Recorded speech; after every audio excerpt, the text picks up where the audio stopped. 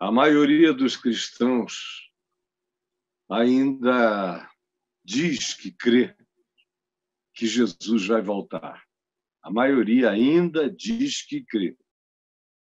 Tem alguns grupos, todavia, que reinterpretam a vinda de Jesus como um acontecimento de natureza exclusivamente subjetiva, como se ele voltasse apenas na experiência da morte.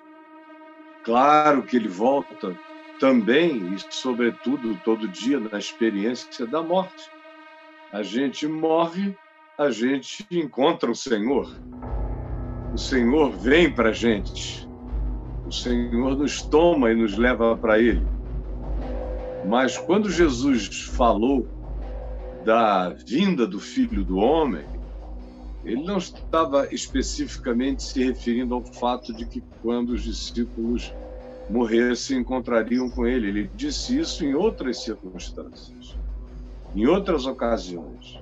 Naquelas em que ele falou de maneira profética sobre o futuro, sobre o que viria, os falsos cristos, foi aquilo que ele mais afirmou que viriam, os falsos profetas, as falsas mensagens, os falsos evangelhos, os enganos para todos os lados, seguido de circunstâncias pavorosas do mundo, de problemas climáticos, ambientais, o mar crescendo, engordando, subindo, entrando nos litorais, gemendo, trazendo os seus tsunamis, os homens tendo uma relação preocupadíssima, aflitíssima com o mar, pelas angústias que o mar trará e provocará à humanidade no seu levante, a ponto de que, somada a outras coisas, Jesus disse, coisas espantosas acontecerão no céu, na terra, coisas inusitadas que ninguém nunca viu aparecerão, deixarão a humanidade num estado de perplexidade, de angústia, de desespero, a ponto de ele dizer que naqueles dias, por causa da conjuntura de angústia, os homens desmaiarão de terror pela expectativa. Olha só como é que tem uma ciência de previsão profética em curso, falando das coisas que ainda sobrevirão, porque um processo de encadeamento se estabelecerá e haverá aqueles que conseguirão, pela via científica, dizer o que virá por causa do encadeamento, que só tenderá a crescer, crescer, crescer, e as pessoas mais lúcidas desmaiarão de terror, de pânico, pela expectativa das coisas que sobrevirão ao mundo.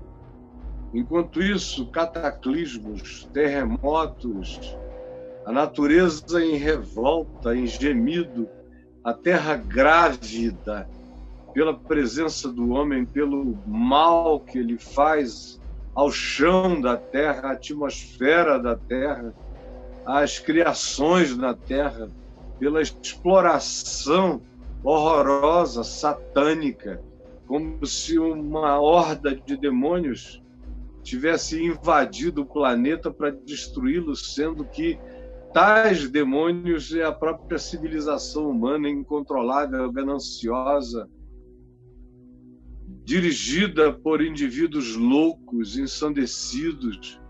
Cada vez mais haverá dirigentes loucos, trazendo propostas messiânicas completamente inviáveis, mas a loucura desesperada do povo, a expectativa messiânica do povo, a falta de racionalidade nas avaliações farão com que eles escolham cada vez pior.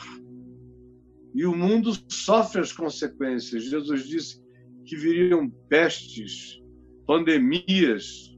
Eu digo pandemias porque as pestes que ele anunciou iriam atingir o mundo inteiro. Então, são pandemias na linguagem contemporânea. que viriam pestes, todo tipo de doença, de insegurança física, o que vai gerar também redução por causa dos efeitos econômicos, redução de alimentação, de disponibilidade, de produção, de plantio, por causa das crises ecológicas, o chão e o clima não ficarão salubres para produções planejadas. Por isso, Jesus disse que haveria fome em muitos lugares da terra. Ele não disse que seria na terra toda, mas disse que seria em muitos lugares, bolsões, continentes gemendo de fome. Tudo isso. E depois disso, que voltaria o Filho do Homem com poder e grande glória, e que todo olho veria, e que os humanos se lamentariam, bateriam no peito por terem rejeitado a palavra e a promessa dessa visita salvadora por tantos anos. E aí, diante disso, surgem de maneira polarizada outras interpretações. Se tem aqueles que não creem mais, que cansaram, que acharam que esses 2000 anos já foram tempo demais de espera, aí desistiram ou partiram para as interpretações subjetivistas dessa volta. Isso de um lado. Do outro lado, tem aqueles que, numa obsessão extraordinária, falam da volta de Jesus e tentam criar um esquema que eles possam oferecer aos outros como uma espécie de manual de dicas sobre a segunda vinda do Senhor ao mundo. Sinais.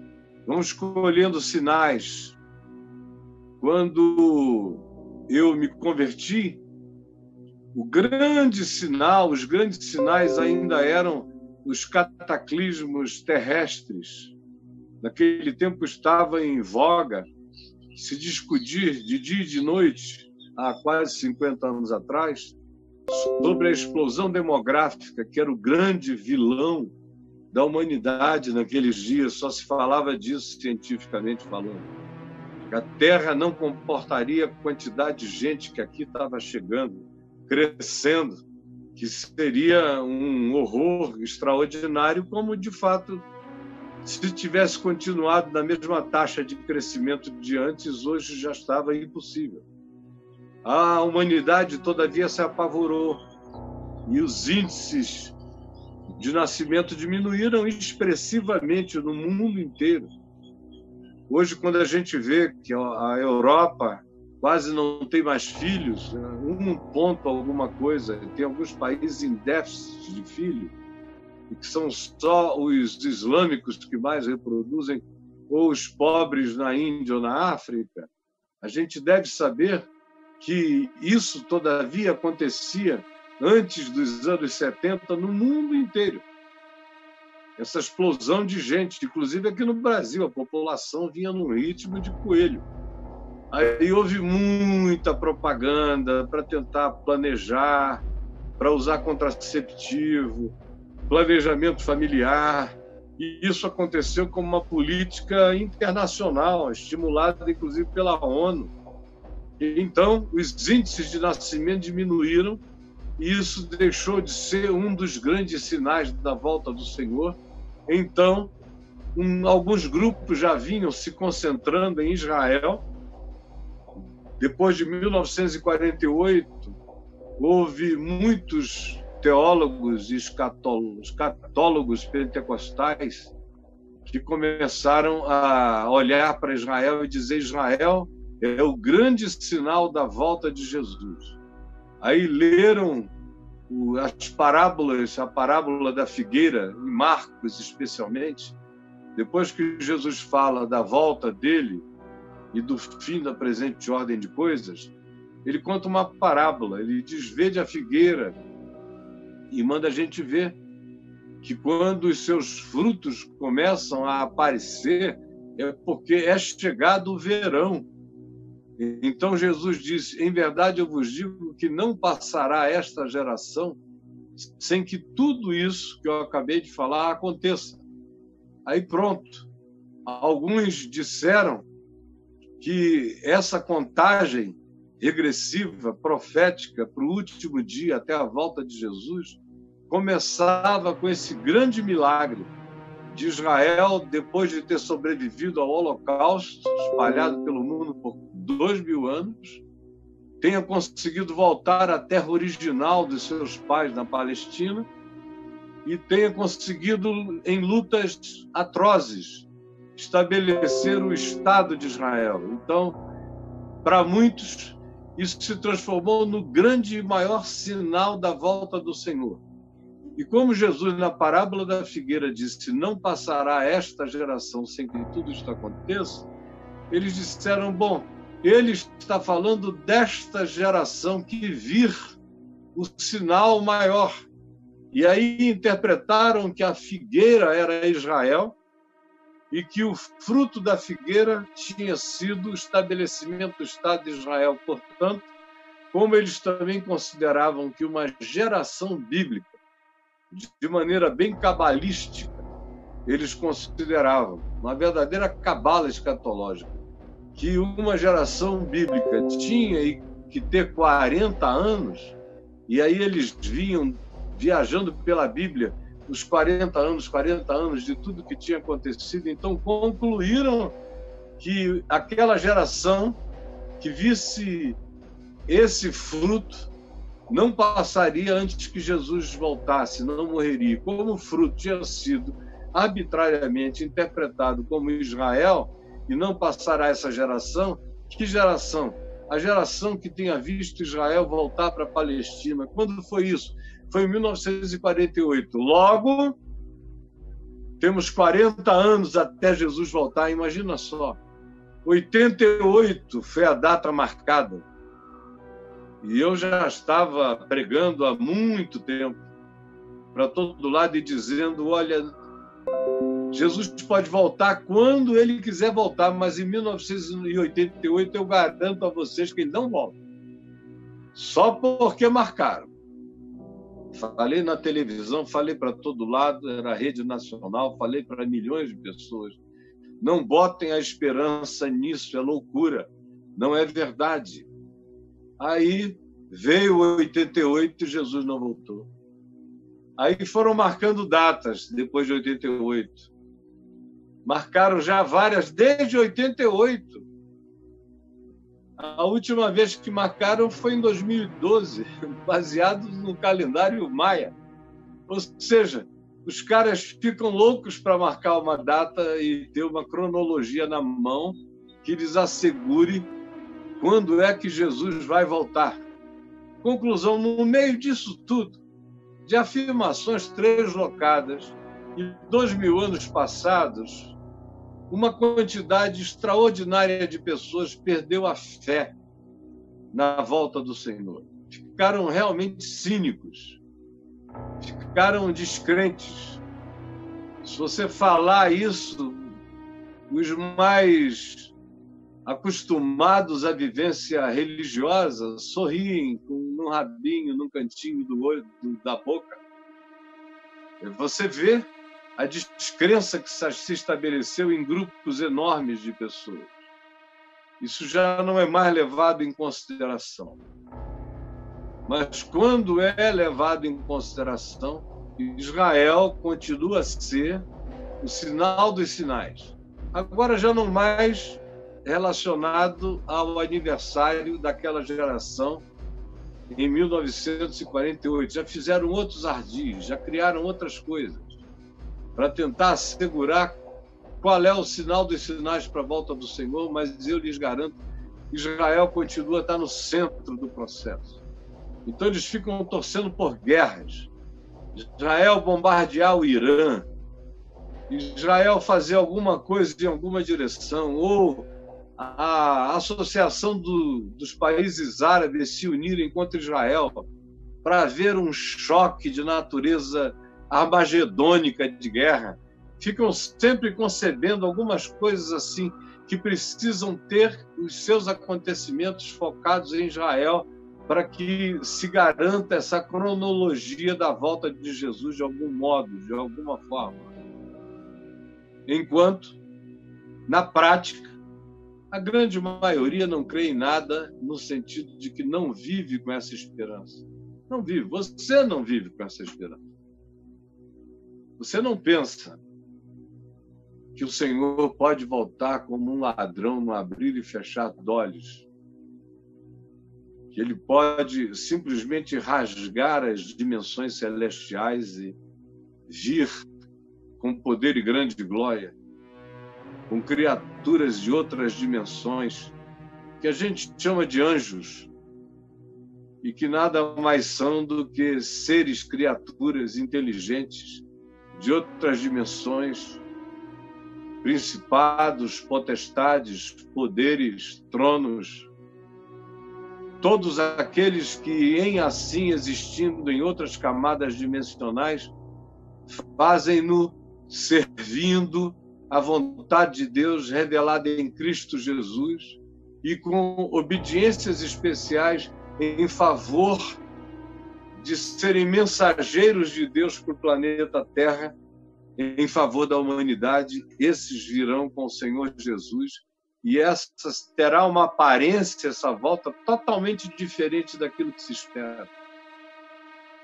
Desse Cristo que vem com iluminações como se fosse um corcovado vivo e aparecendo sobre as nuvens, de braços abertos, com aquele monte de anjos com asas e arco-íris para todos os lados, e luzes gloriosas, e trombetas e corais trombeteando.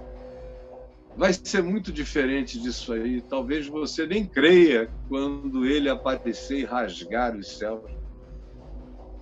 Provavelmente se pensa que é uma invasão de outros mundos na Terra, que é uma nave-mãe chegando em algum lugar, de tão diferente que vai ser de tudo aquilo que a imaginação religiosa concebeu e projetou até como arte escatológica. Vai ser muito diferente. Todo olho verá com estupefação. Então haverá alguns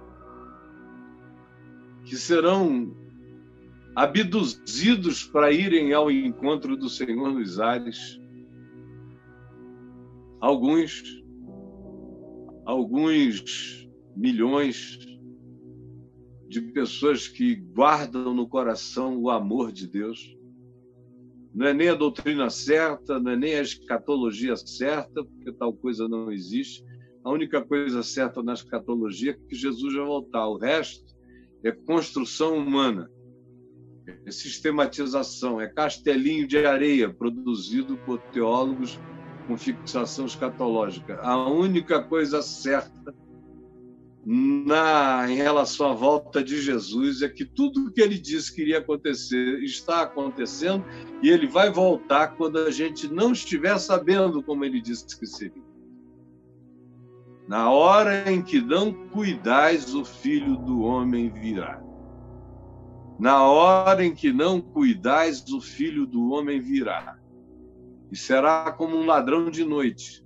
Ele não disse que haveria pessoas com certeza absoluta da hora. Ele só disse: vigiem, não durmam, fiquem atentos, observem a vida, ela será toda contra vocês, resistam-na, perseverem até a morte, porque é na vossa perseverança que ganhareis as vossas almas. Será esse evangelho do reino pregado a todas as nações, pregado não como um esquema de chegar com o megafone e gritar o nome de Jesus lá, pregado no sentido de que nas entranhas daquela cultura o evangelho será percebido por muitos, como, por exemplo, está acontecendo hoje no Irã. A igreja cristã que mais cresce no planeta está no Irã, crescendo sem que ninguém tenha como pregar, crescendo subrepticiamente, crescendo em células que parecem até células terroristas, mas são células esperancistas, são células amoristas, são células de acolhimento, onde pessoas se comunicam por código na rua. E essa igreja lá está crescendo a uma taxa de crescimento que nenhum outro grupo cristão no mundo livre, nem de longe, consegue acompanhar. Está crescendo. O evangelho está sendo pregado no Irã, por iranianos, para iranianos. E ninguém na indústria evangélica ou cristã, católica, no planeta, está conseguindo acompanhar isso, porque não é a presença estrangeira missionária que está produzindo tal coisa, é o Espírito Santo acordando iranianos para o evangelho. E eles estão pregando em libras, em códigos, em mensagens secretas, se reunindo em casas, numa taxa de crescimento que não dá para acompanhar por ninguém aqui no Ocidente, mas está acontecendo. O evangelho está sendo pregado no Irã, vai ser pregado em cada uma das nações da Terra por pessoas desses lugares, sem o alarde de contabilidade para fins de levantamento de fundo que o cristianismo faz no resto do mundo. A pretensão de alcançar pessoas em outras nações é uma coisa muito lucrativa. Lá no Irã, todavia, ninguém está precisando de dinheiro. Eles trabalham, eles são iranianos, eles vivem do que produzem e se comunicam uns com os outros, silenciosamente, com paciência, com códigos. E o Senhor os tem honrado nas reuniões que eles fazem escondidos, com sinais, com prodígios, com maravilhas, com curas, com respostas à oração, num ambiente onde dinheiro não existe, mamona não tem lugar, nem a fofoca. Não dá para fofocar num ambiente onde você pode ser morto a qualquer momento. Eles não têm tempo para se reunirem e falarem mal uns dos outros, estão preocupados exclusivamente em quando será o próximo encontro e qual é a senha. Aí está acontecendo algo extraordinário, de nível apostólico, que o Ocidente nem está sabendo. É nesse espírito que o evangelho do reino será pregado a todas as nações. Isso vai acontecer, vai haver um engravidamento disso em cada nação da terra. E aí Jesus disse, então vocês estarão se aproximando do tempo que a gente pode chamar de o tempo do fim. Por que eu estou dizendo isso a você? Porque eu estou aqui com o primeiro texto escrito no Novo Testamento, que não foi Mateus veio bem depois, foi a Epístola de Paulo aos Tessalonicenses. As Epístolas de Paulo aos Tessalonicenses foram os primeiros textos do Novo Testamento a serem escritos e a rodarem de mão em mão como uma advertência do Evangelho, como uma interpretação do Evangelho sobre o fim dos tempos. E aqui no capítulo 2 de 2 aos Tessalonicenses, Paulo diz assim, irmãos, no que diz respeito à vinda de nosso Senhor Jesus Cristo e a nossa reunião com Ele, nós vos exortamos que não vos demovais da vossa mente com facilidade. O que acontece entre nós são pessoas que não têm raiz na mente, não têm evangelho plantado como raiz. Tudo está na superfície, tudo está na epiderme. Eles vão de pregador em pregador, de púlpito em púlpito, de ensinador na internet em ensinador. É uma loucura, cada um diz uma coisa, ninguém conhece Bíblia, nem Novo Testamento, nem olham para a Escritura a partir de Jesus como chave interpretativa, fica aquele salaminho escatológico, cada um põe seu pedaço, e no meio disso os crentes alucinados, alguns até sendo internados em ambientes psiquiátricos por causa da expectação multifacetada, translocada, onde eles vão, tem alguém dizendo alguma coisa sobre Jesus, é uma loucura. Nenhum tema nos últimos 2000 anos foi objeto de tanta interpretação translocada. Nesses 2000 anos, não começou agora, em 1948, com a volta de Israel para a Palestina, não. Durante esses 2000 anos, houve todo tipo de interpretação maluca. Todas elas produziram seitas ou frustrações, ou gente que, por ver o não cumprimento daquilo que era prometido, pela construção sistemática escatológica das seitas e das denominações, perderam a fé em tudo e se tornaram cínicos.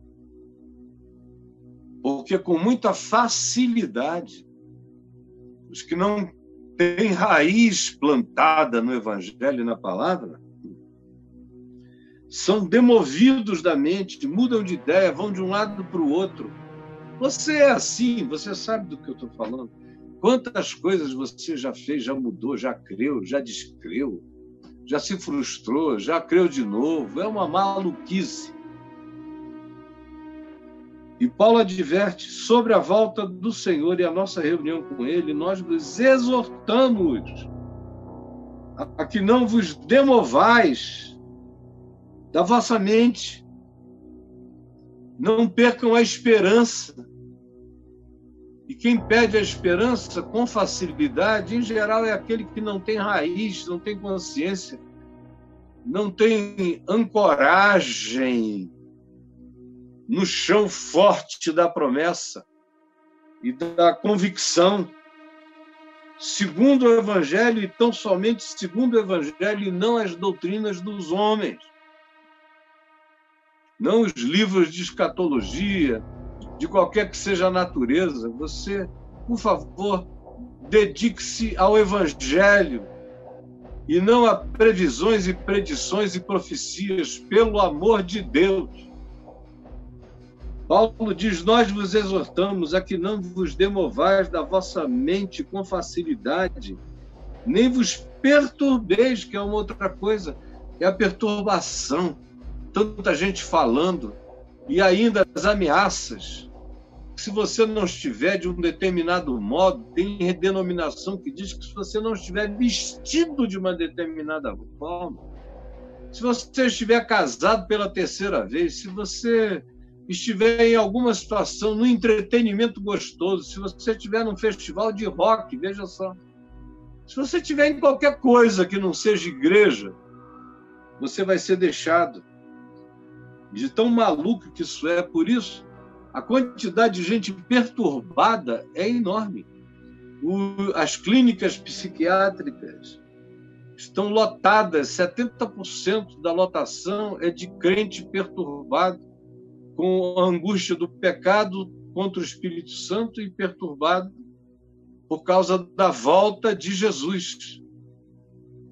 Angustiados, falando sozinhos, entraram num portal de loucura, de lunaticidade, e alguns não sabem mais voltar dessa angústia. Outros não estão internados, mas estão em casa perturbados. Eu os atendo. Não são os pastores deles que os atendem, os pastores fazem a loucura. O atendimento acaba acontecendo mais ou menos comigo e com gente como eu, socorrendo essas pessoas, porque elas ficam perturbadas na sua mente. Por isso, Paulo diz, não vos demovais e nem vos perturbeis. Quer por espírito ele alude a palavras que são trazidas por pessoas dizendo que tiveram revelação nova. Ou por aqueles que dizem que estão ouvindo a voz do Espírito Santo dizendo a eles como o futuro será. Paulo chama isso de perturbação de espíritos, porque o Espírito Santo não tem nada a acrescentar sobre a volta de Jesus em relação ao que Jesus já disse. E me entenda, o Espírito Santo não tem nada a acrescentar sobre a volta de Jesus àquilo que Jesus já disse. Ele não tem nada a acrescentar, porque o Espírito Santo é o Espírito de Jesus. Portanto, o Espírito Santo já falou em Jesus o que precisava ser falado sobre a volta do Senhor. E Paulo diz: não vos entregueis a essa história de dizer que vocês tiveram uma revelação do Espírito, porque não é Espírito Santo, no máximo são espíritos minúsculos, enganadores, provocadores, trazendo a vocês o engano sorrateiro, que gera perturbação na mente, doença mental, cinismo, perda da fé, angústia, frustração, espíritos enganadores a respeito disso. Por isso, eu vos exorto a que não vos deixais demover, nem vos perturbeis por qualquer espírito, quer por palavra, ou ainda por epístolas escritas sobre a volta de Jesus, sobre mensagens, livros, textos, como se procedesse de nós, porque tinha também gente, àquela altura, escrevendo pequenos apocalipses, pequenos livros escatológicos, cartas escatológicas, dizendo: Paulo diz isso, Paulo garante isso, Paulo assevera isso. E Paulo então diz: olha, quando disserem que fui eu, não fui eu. Porque a volta do Senhor não virá dentro de um esquema profetizável e nem determinável. Não fui eu. Se vier uma epístola falando quando Jesus voltar, e ela estiver assinada por mim, é mentira. Não procede de nós.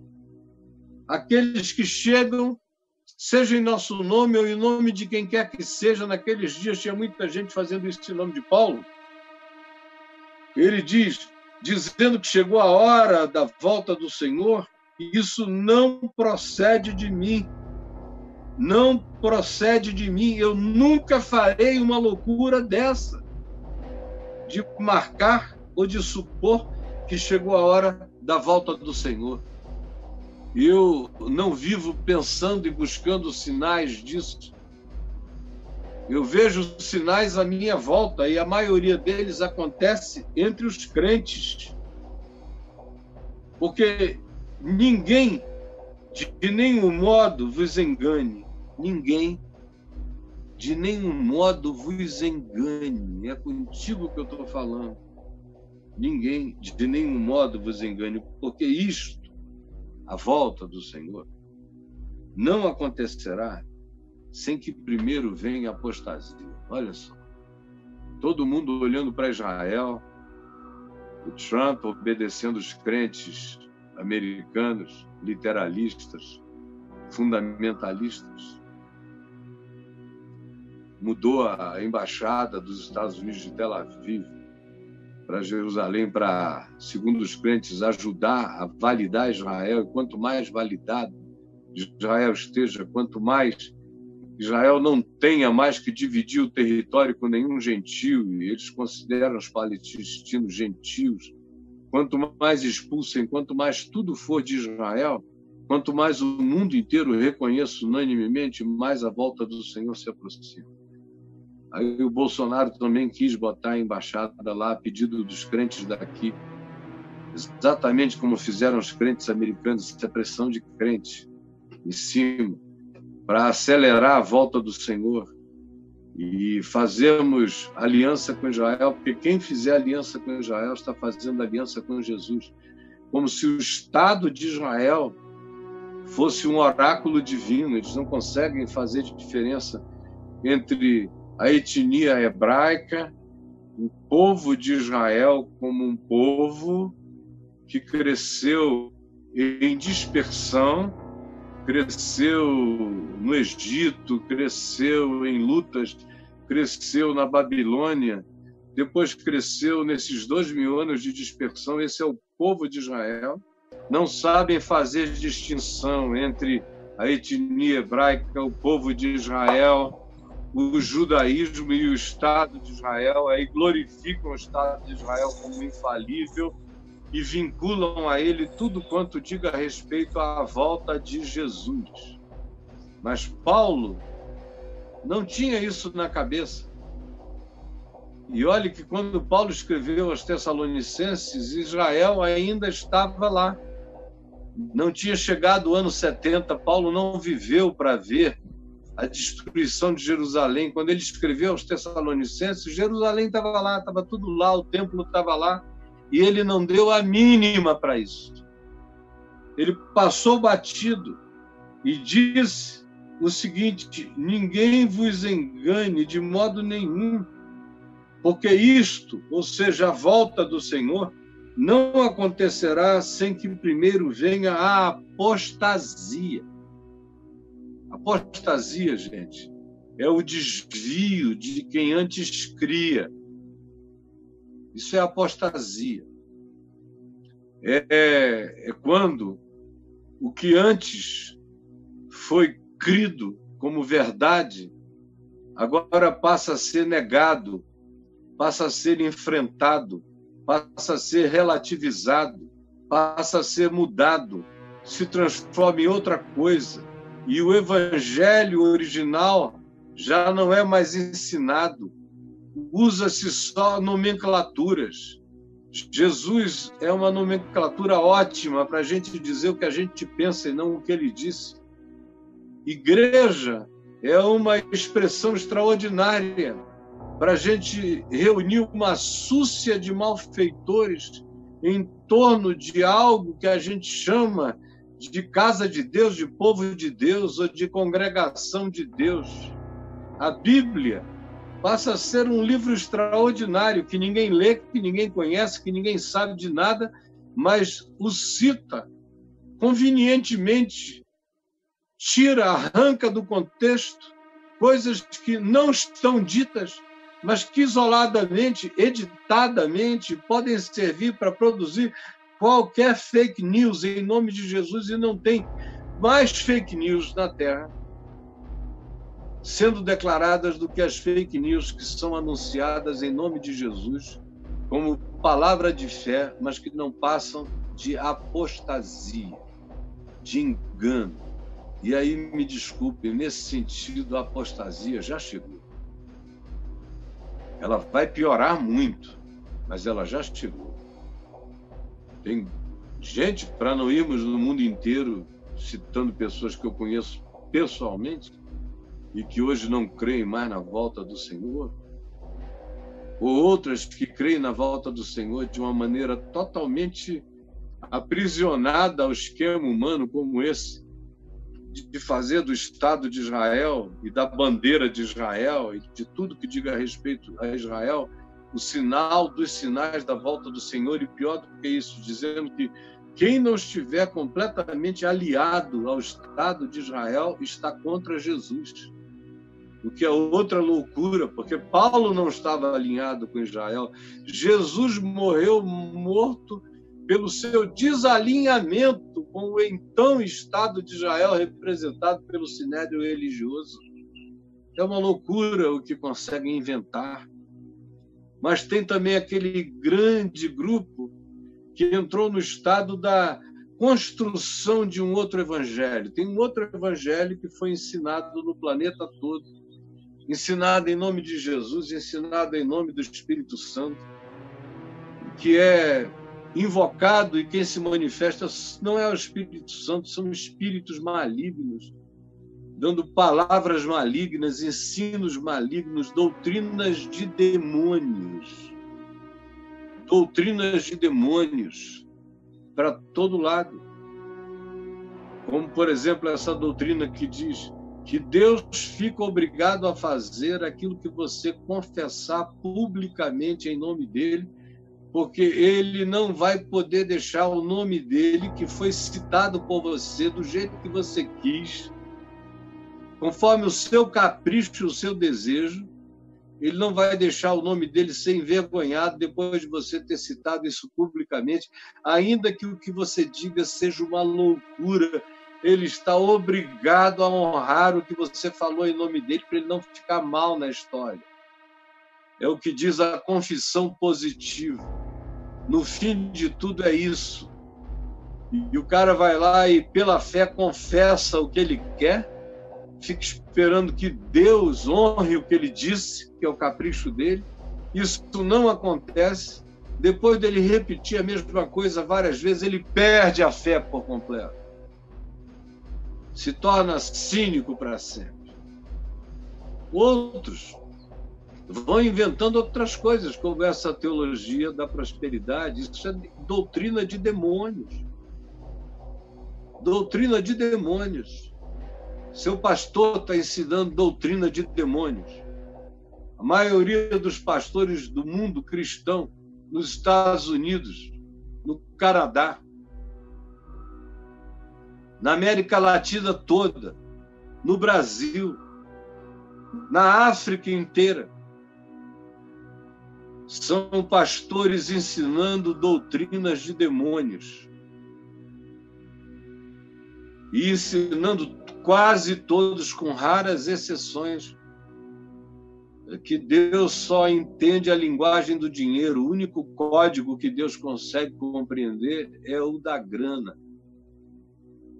Doutrina de demônios. E tudo que faz parte daquele acervo de teologia da prosperidade é doutrina de demônios.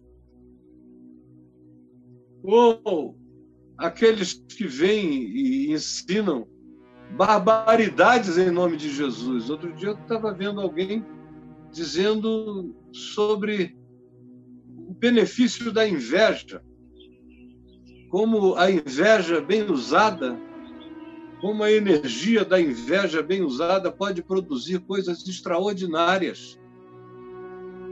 Eu tenho ouvido coisas chocantes, como Deus não abençoa quem não tem ganância, como a ganância é uma virtude extraordinária.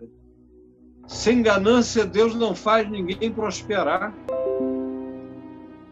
Como a doutrina que diz: não ajude gente pobre, ferrada ou drogada, porque eles não têm nada a te dar, passe adiante.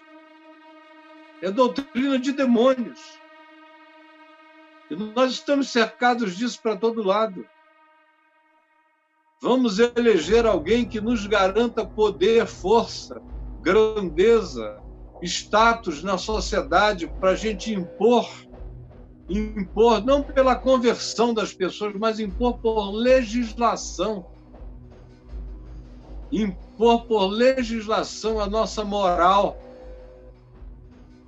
Aquilo que a gente chama de nossos costumes, nossas tradições. Precisamos de um Constantino que também precise de nós politicamente para fazer e realizar os nossos caprichos. Como a gente está assistindo nesse momento diante de nós, a constantinianização total da igreja, obedecendo a ensino e expectativas de demônios. Gente, eu cansei, a verdade é essa, entendeu? Eu não tenho mais meias palavras para dizer nada.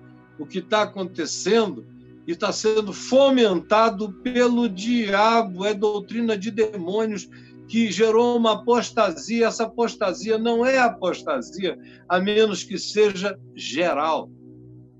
O que caracteriza a apostasia é a coletividade da prática e da adesão ao engano, à heresia. Heresia é aquilo que um indivíduo pratica, ou um grupo de pessoas, praticamente uma seita, pratica. Mas quando a designação é de apostasia, isso significa que a coletividade inteira a coletividade inteira, na sua quase absoluta maioria, com raras exceções, está crendo no engano, destilando o engano, obedecendo ao engano, batendo continência para o engano e chamando o engano de verdade, contra Jesus, contra o ensino, contra o evangelho, que eles não querem nem conhecer. Porque eles aderiram ideologicamente, em nome de falsas profecias, de falsos ensinos, de ensinos de demônios, aderiram à expectativa de que é possível ganhar o mundo por decreto ou manter a pureza da igreja por decretos presidenciais, sem a conversão da mente e do coração. Essa é a apostasia. Quando a genuína conversão de mente e de coração, segundo Jesus e o Evangelho, são deixados de lado.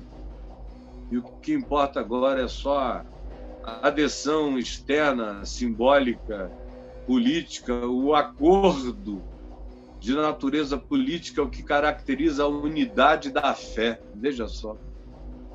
O acordo de natureza política é o que caracteriza a unidade da fé, que já não tem mais nada a ver com a convergência quebrantada dos espíritos humanos que dizem que são de Jesus, convergindo em amor sincero uns para com os outros e na defesa do verdadeiro evangelho juntos, no evangelho de Paulo, evangelho de Pedro, o evangelho pregado por Jesus, não por essa geração, não pelo Franklin Graham, não pelas profetisas doidas que assessoram o Trump, não por esses pastores desvairados que eu conheço todos, inclusive as suas hemorroidas, há tantos anos, que não pensam em outra coisa a não ser em dinheiro, em poder, em ganância, em manipular o povo, ensinando um outro evangelho,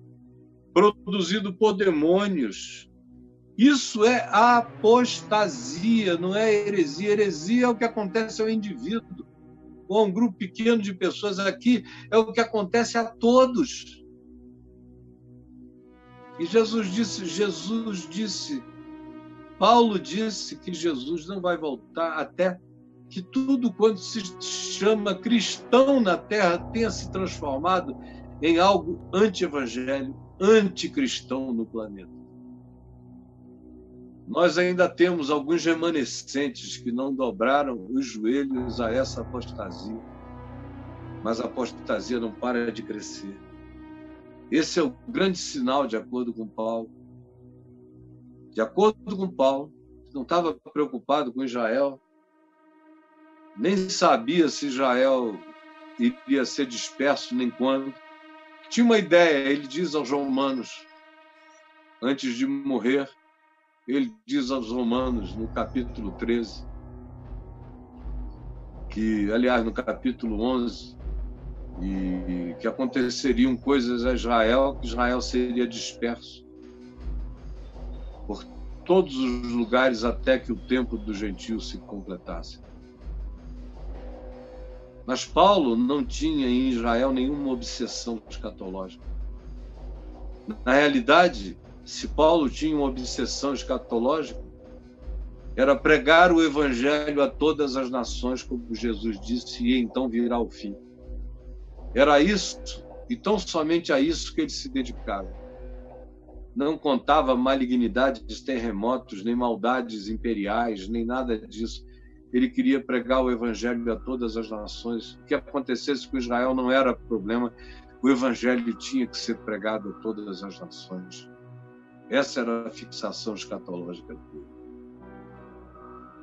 Agora, ele diz aqui, se ele tivesse que observar um sinal, ele olharia para essa apostasia que tomaria conta de todos.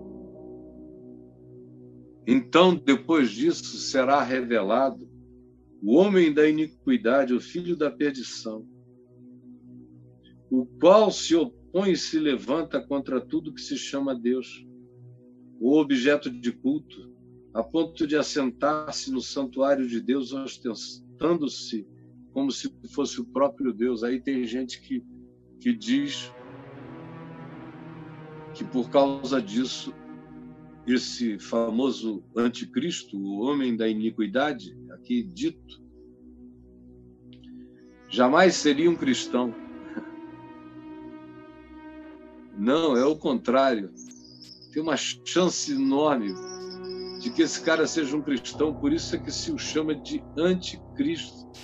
E João, na primeira epístola dele, diz sobre os anticristos que prenunciavam o anticristo, que eles saíram do meio de nós, eram dos nossos e saíram do meio de nós e entraram na apostasia tão grande que existe uma chance extraordinária desse anticristo ser um cristão absolutamente desvairado e, por ser cristão, venha contar com o fisiologismo apóstata da igreja apóstata para abençoá-lo, como diz o Apocalipse, capítulo 13, como faz o falso profeta abençoando a besta política, dominadora de todos os povos da terra. E ele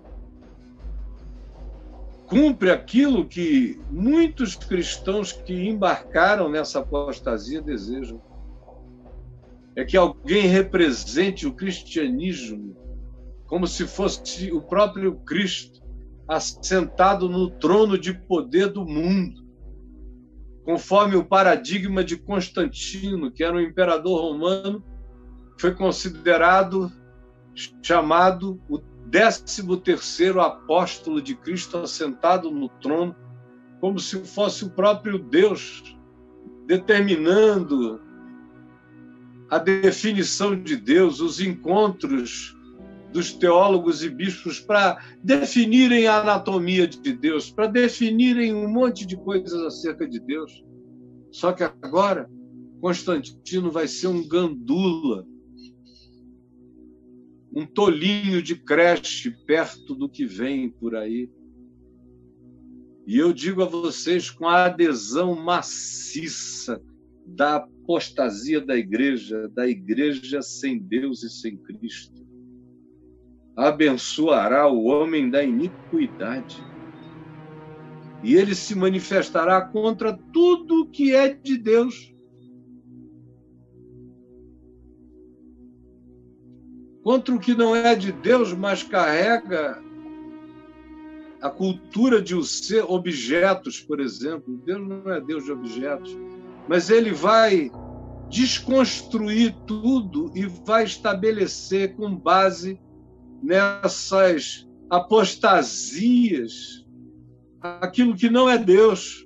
Ele próprio não o é, e o que ele diz é anti-evangelho, é anti-Deus, mas a maioria dos apóstatas dirá amém e dará apoio. Aí Paulo diz, e vocês querem saber por que ele não se manifesta agora? É interessante, quando Paulo escreveu isso, quem estava no poder tinha uma pinta enorme de anticristo em Roma. Ele escreveu isso sob Calígula, provavelmente. Ou se não foi sob Calígula, anteriormente teria sido sob Tibério, Calígula, o Cláudio ou Nero, mas Nero foi sob quem ele veio a morrer decapitado. Então a gente está aqui provavelmente numa carta produzida no tempo em que o louco Calígula, absolutamente louco, é que vocês não conhecem a história, provavelmente, embora ela esteja aí para qualquer um acessar. Ele pergunta, então, e agora? E agora? Por que ele não se manifesta? É a pergunta que ele responde. Por que essa malignidade não estoura logo de vez em cima da gente? Já havia muita apostasia, mas estava longe de chegar à apostasia absoluta. Paulo nem de longe viveu num mundo cristão tão tosco tão perverso, tão desumano, tão maligno, como este atual mundo cristão faria Paulo entrar em estado de escândalo, chocado. Porque a coisa está horrorosa. Só não enxerga quem não conhece a pureza do Evangelho. Está horrível. E ele diz, e agora sabeis o que o detém. Ele diz, existe um poder detendo a manifestação disso. E esse poder, obviamente, é a presença do Espírito Santo na vida daqueles que sustentam o testemunho puro, simples, verdadeiro do Evangelho no mundo. Por incrível que pareça, é esse remanescente, cheio do Espírito Santo, anunciando o Evangelho puro e simples na terra. Esse pequenino rebanho tem, todavia, como disse Deus a Jeremias, um poder invisível extraordinário no mundo espiritual que ainda detém. Eu sei que o que eu estou dizendo aqui, como evangelho puro, se Paulo estivesse aí em algum lugar me ouvindo, ele ia estar gritando aleluia. Essa é a palavra. Pedro também, os apóstolos todos, Jesus está comigo. Eu estou falando o evangelho. É essa fala e mais a fala de milhares de outros ainda na terra, ensinando e gritando o evangelho, movidos pelo Espírito Santo, o poder que ainda detém essa malignidade no mundo, que relativiza, que choca a apostasia todo dia, que dá de frente com ela, que luta esse bom combate de enfrentá-la nesse tempo onde a igreja se tornou um sinal escatológico negativo da volta de Jesus. Isso é que ninguém quer ouvir.